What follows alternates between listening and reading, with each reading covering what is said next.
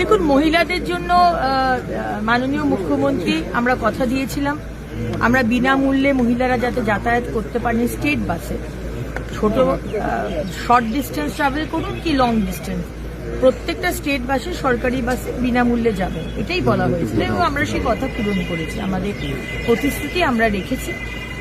এখন যেটা বললেন সেটাও একটা বিষয়, যেরকম অন্নপূর্ণা যোজনায় লক্ষ্মীর ভান্ডারে আমরা দেখেছি যে পুরুষরা লক্ষ্মীর ভান্ডার পেয়েছে, লক্ষ্মী ছেলে অবশ্য ওদেরকে লক্ষ্মী ছেলে বলছি আমরা কিন্তু এই লক্ষ্মী ছেলেদের মতো আমরা কিন্তু স্টেট বাসে অন্তত ছেলেরা যদি বুরখা পরে উঠে যান, হ্যাঁ এখন আপনারা উঠতেই পারেন, আমরা চেকিং করছি না, কিন্তু আগামী দিনে আমরা কার্ড করব।